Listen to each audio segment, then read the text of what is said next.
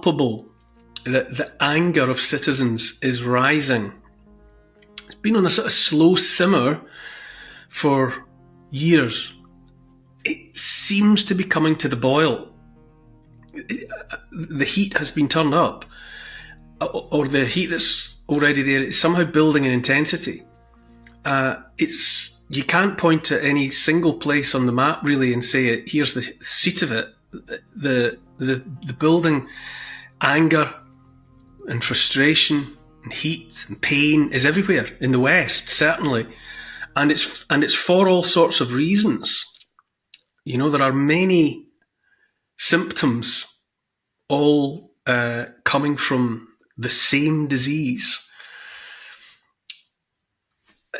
By now, we've all endured, 4 years of the most dangerous and blatant assault on freedom and civil rights in the history of humankind.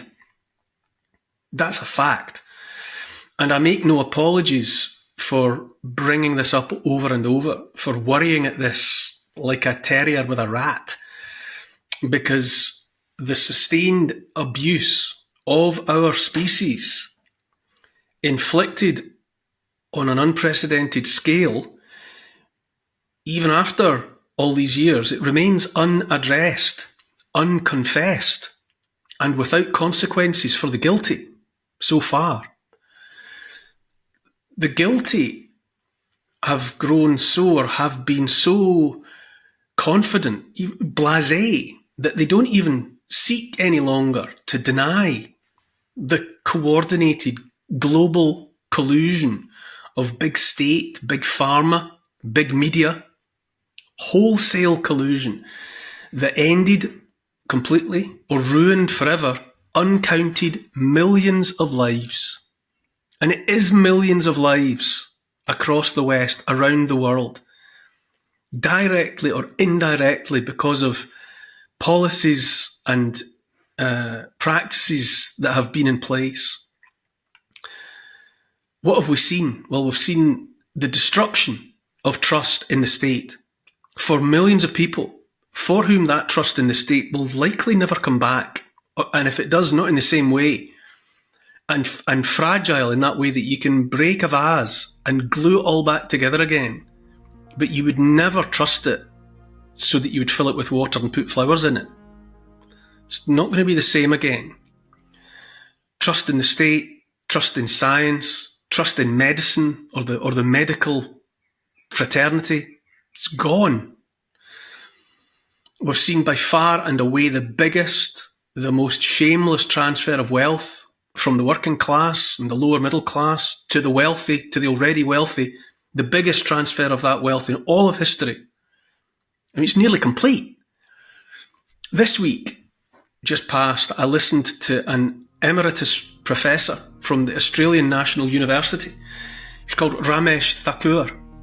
And he was actually calling for the Nobel Peace Prize to be awarded to those millions who stood in the face of the tyranny and fought for their freedom and the freedom of others and their rights and the rights of others against odds that were at times all but overwhelming. The assault on personal privacy, bodily autonomy, the right to make the final decision about what happens to you and why. The attack on freedom of speech, freedom to travel, the freedom and the right to work, just to go out to work and provide for families. All of that and more was wrenched from our hands by authoritarians who revelled in their power to do it and, in large part, grew fat and fatter on the financial proceeds of their wrongdoing, divvying up the take and sharing it amongst their friends. He said Peace Prize. Speaking for myself, I want nothing whatever to do with any of those entities of the world of before. The Nobel Committee included, frankly. Nobel that has previously handed the Peace Prize to the likes of, what I call climate hoaxer Al Gore and past US President Barack Obama, who during his tenure in the White House dropped more than 20,000 bombs and was at war longer than any other US president in history. Got the Peace Prize. But I absolutely agree with that professor that the stubborn stand of the dissenters, of the defiant ones, demands recognition now and for all time. But the popular, the anger of the people is rising all around us like floodwater. It's lapping around ankles now and getting deeper. Across Europe, in the Netherlands, in Spain, France, Germany, Poland, Romania, Hungary, Greece, elsewhere besides, the farmers, with the full-throated support of millions of their countrymen, are out in force protesting against efforts by their governments to achieve the wholesale destruction of that industry. For perverse reasons, the destruction of the age-old effort to feed the people. In Canada, I think a lot about Canada, the unlikeliest centre of totalitarianism that a person born and raised in the West could contemplate. In Canada, more and more people are aware of and righteously furious about what their Prime Minister Justin Trudeau and his political allies are up to, what they've been up to. You know, they're still in the aftermath of the truckers' protest, much though there's an effort to have that swept under the carpet. You know, the truckers' protest that saw the Emergency Act brought down like a cudgel on the heads of those protesting the experimental gene therapies that were pushed as vaccines by Trudeau's government, as they were pushed by governments all around the world. In many places, those experimental gene therapies were mandated, but all over the place, people had to choose between having their jobs or having the jabs. And those that wouldn't take the jabs lost their jobs. And if that isn't mandated, I don't know what is. But in Canada, the Emergency Act enabled the freezing of bank accounts and the imprisonment of protesters, peaceful protesters, who were rounded up and labelled right-wing extremists, right next door to domestic terrorists, for that protest. The so-called Quds 4, that's 4 Canadian men who've been held on remand in little more than cages, without bail or due process for, at this moment, 740 days and counting. They're not alone. Canada is also the country that has made euthanasia a national industry. It's practically a national pastime. Tens of thousands of Canadian citizens already helped, let's say, through the exit door from life. And that availability of euthanasia is nudging closer and closer to those who just feel a bit sad. If you're suffering from depression, you might be offered the needle to put you out your misery, rather than the help and compassion that might let you get back to a normal life. In the United States of America, in advance of the 2020 election, the government conspired with big tech to censor tens of millions of online posts by people questioning the legitimacy and safety of the mail-in ballot system, the system that disproportionately benefited Joe Biden, helping him into the White House. And the same conspiratorial blob worked to push the lie of Russiagate and to disappear the truth of the Hunter Biden laptop. If that's not interfering with an election, again, I don't know what is. The US has no functioning southern border, so that millions of illegal migrants flood day and night into towns and cities of the nation, forever altering the demographics and so likely altering the voting patterns of one state after another. I mean, there are voices growing louder and louder in states in the United States of America talking about seceding from the Union.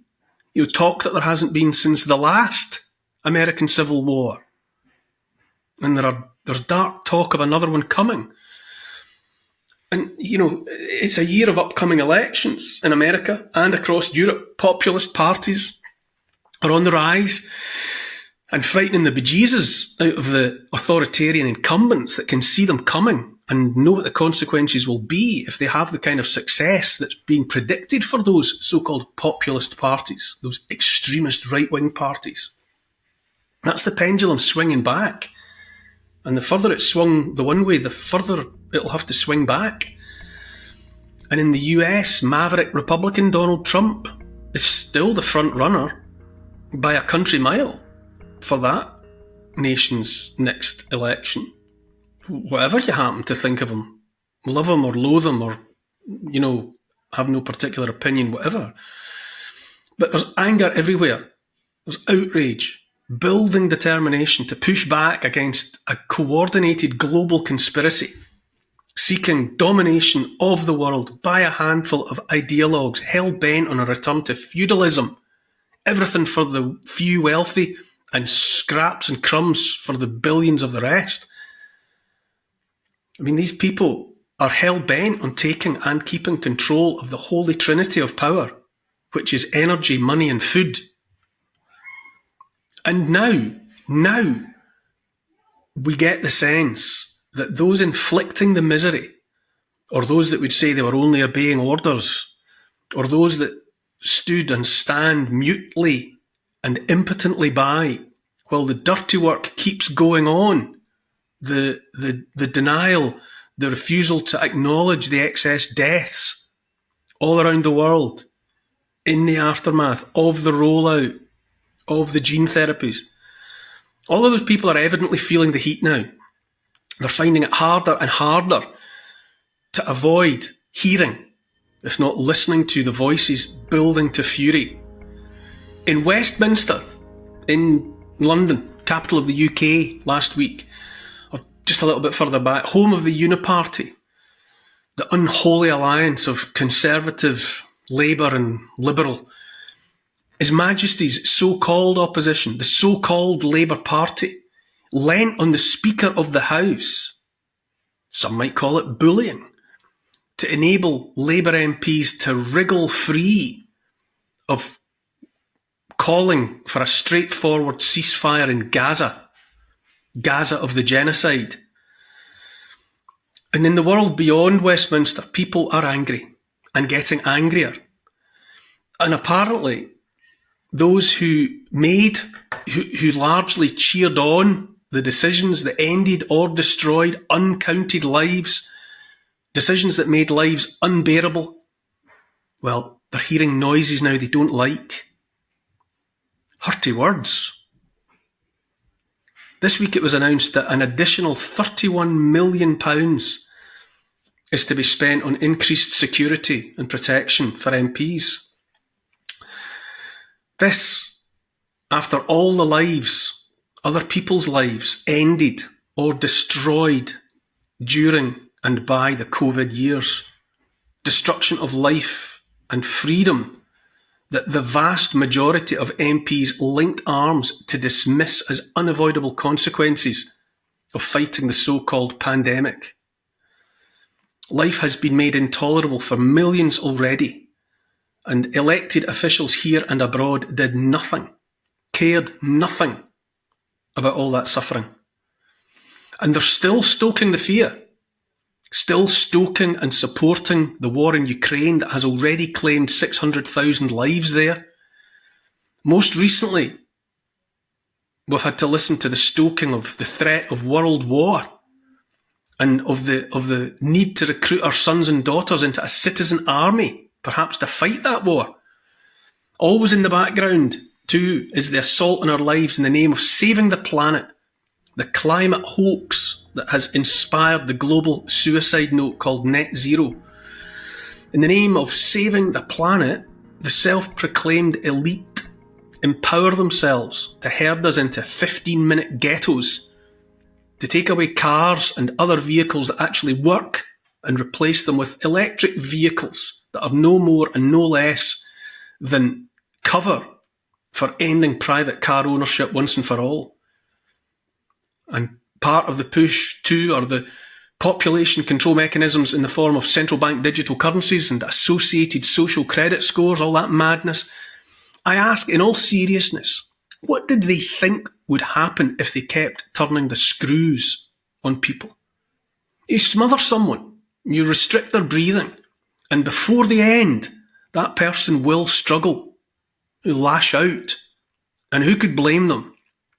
And the trouble hasn't just been in the past 3 or 4 years. It's got worse and more obvious, of course, but it's been building for much longer. Up and down the country and all around the world, communities have been meddled with or destroyed.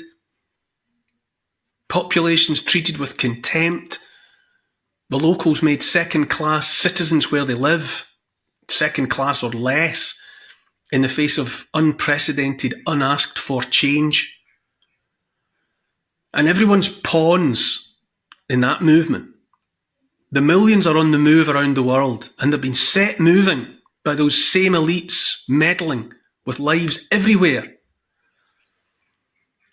All the way back at the end of the last millennium, in the late 1990s, past British Prime Minister Tony Blair's avowed intentions to see to it that the people of Britain would have their noses rubbed in diversity. And so they have had.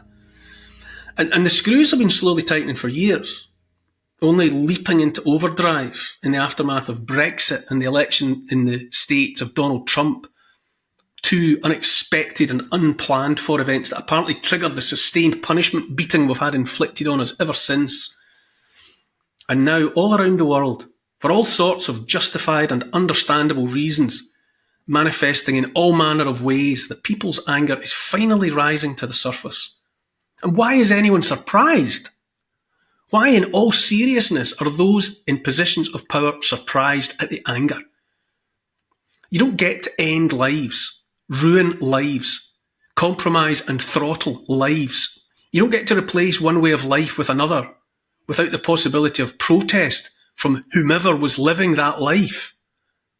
You don't get to dismantle and destroy cultures, heritages, civilization without pushback from some of those citizens.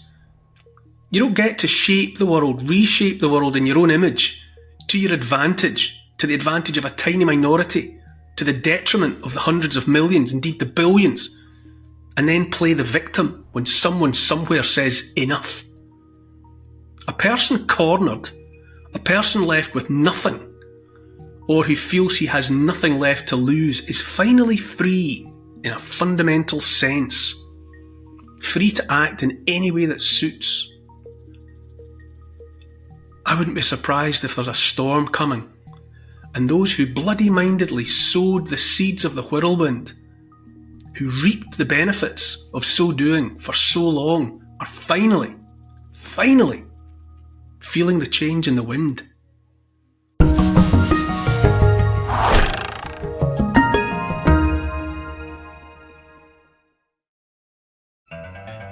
When it's the season finale